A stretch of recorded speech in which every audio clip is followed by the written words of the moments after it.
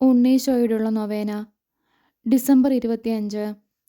മനുഷ്യവംശത്തോടുള്ള സ്നേഹത്താൽ സ്വന്തം പുത്രനെ ഞങ്ങൾക്ക് വഴികാട്ടിയും രക്ഷകനും നാഥനുമായി നൽകിയ കാരുണ്യവാനായ പിതാവേ, അപമാനത്തിൻ്റെ അടയാളമായിരുന്ന കുരിശിനെ മഹത്വത്തിൻ്റെ പ്രതീകമായി അങ്ങ് ഉയർത്തിയല്ലോ. സമാധാനവും സഹായവും കാണാതെ ജീവിതക്ലേശങ്ങളിൽപ്പെട്ട് വലയുന്ന ഞങ്ങളുടെ ദുഃഖദുരിതങ്ങളാകുന്ന കുരിശുകളെ അങ്ങേ കൃപാകടാക്ഷത്താൽ രക്ഷാകരമാക്കി തീർക്കണമേ. അന്തിമ നിമിഷത്തിൽ ഞങ്ങളുടെ രക്ഷയുടെ അടയാളമായ വിശുദ്ധ കുരിശിനെ സ്നേഹപൂർവ്വം ചുംബിച്ചുകൊണ്ട് ഈ ലോക ജീവിതം അവസാനിപ്പിക്കാൻ ഞങ്ങൾക്കിടയാകട്ടെ. ഇപ്പോൾ അങ്ങേ സന്നിധിയിൽ വിനീതരായി നിൽക്കുന്ന അങ്ങേ മക്കളായ ഞങ്ങളുടെ പ്രാർത്ഥനകൾ കരുണയോടെ സ്വീകരിച്ചരുളണമേ. ഈശോ മിശിഹായെ, ഞങ്ങൾ അങ്ങയെ കുമ്പിട്ട് ആരാധിച്ച് അങ്ങേക്ക് സ്തോത്രം ചെയ്യുന്നു. എന്തുകൊണ്ടെന്നാൽ വിശുദ്ധ കുരിശാൽ ലോകത്തെ അങ്ങ് വീണ്ടും രക്ഷിച്ചു. കർത്താവിന് കീർത്തനം പാടുവിൻ, എന്തെന്നാൽ അവിടുന്ന് സ്നേഹനിധിയാകുന്നു. കർത്താവിന് കീർത്തനം പാടുവിൻ, എന്തെന്നാൽ അവിടുന്ന് സ്നേഹനിധിയാകുന്നു. കർത്താവ് വലിയവനും ശക്തനുമാകുന്നു, അവിടുത്തെ വിജ്ഞാനം അഗാധമാകുന്നു.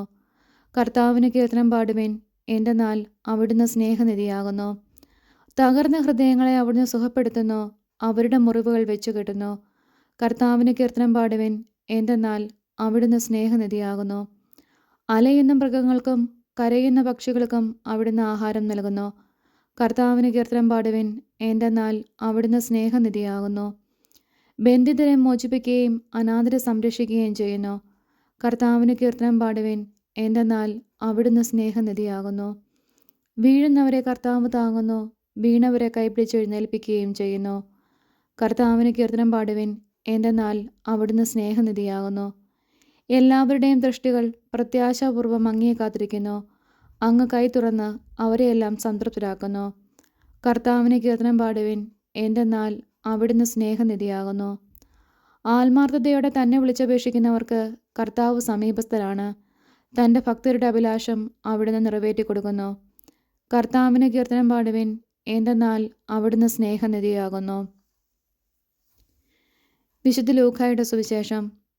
അക്കാലത്ത് ലോകമാസകലമുള്ള ജനങ്ങളുടെ പേര് എഴുതി ചേർക്കപ്പെടണം എന്ന് അഗസ്റ്റസ് സീസറിൽ നിന്ന് കൽപ്പന പുറപ്പെട്ടു. പേരെഴുത്തിനായി ഓരോരുത്തരും താങ്ങളുടെ നഗരങ്ങളിലേക്ക് പോയി.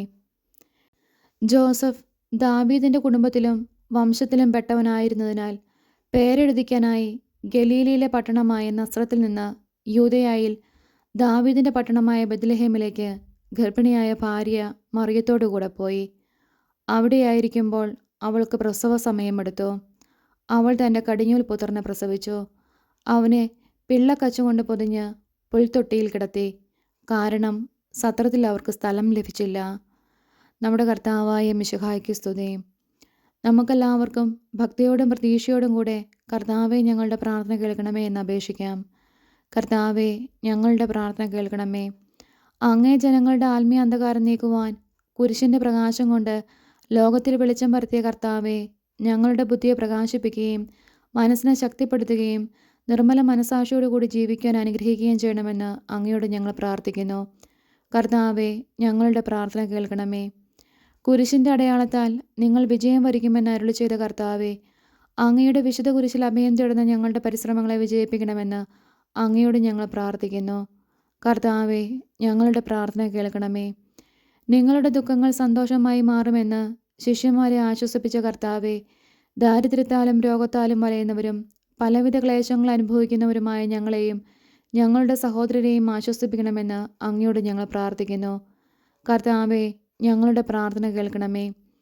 അങ്ങയുടെ അരൂപിയാൽ ശിലാഹൃദയത്തെ പോലും മൃദുലമാക്കുമെന്ന് അരുളി ചെയ്ത കർത്താവെ, സ്വാർത്ഥമായി മാത്രം ചിന്തിക്കുകയും കുടുംബസമാധാനം തകർക്കുകയും ചെയ്യുന്നവരിൽ അങ്ങയുടെ കാരുണ്യം വർഷിക്കണമെന്നും അവരുടെ ബുദ്ധിയെ പ്രകാശിപ്പിക്കുകയും അങ്ങയുടെ സ്നേഹചൈതന്യം അവർക്ക് നൽകുകയും ചെയ്യണമെന്നും അങ്ങയോട് ഞങ്ങൾ പ്രാർത്ഥിക്കുന്നു. കർത്താവെ, ഞങ്ങളുടെ പ്രാർത്ഥന കേൾക്കണമേ. അങ്ങയെ കുരിശിൻ ചുവട്ട് നിലകൊണ്ട് വ്യാകുലയായ മാതാവിൻ്റെ യോഗ്യതകളെ ഓർത്ത് ഞങ്ങൾ കേണപേക്ഷിക്കുന്ന ഈ പ്രത്യേക അനുഗ്രഹം തന്നരുളണമെന്ന് വിശ്വാസത്തോടുകൂടി ഞങ്ങൾ പ്രാർത്ഥിക്കുന്നു. കർത്താവെ, ഞങ്ങളുടെ പ്രാർത്ഥന കേൾക്കണമേ. നമ്മളുടെ ഉദ്ദിഷ്ടകാര്യം എന്താണോ അതിവിടെ അനുസ്മരിക്കുക.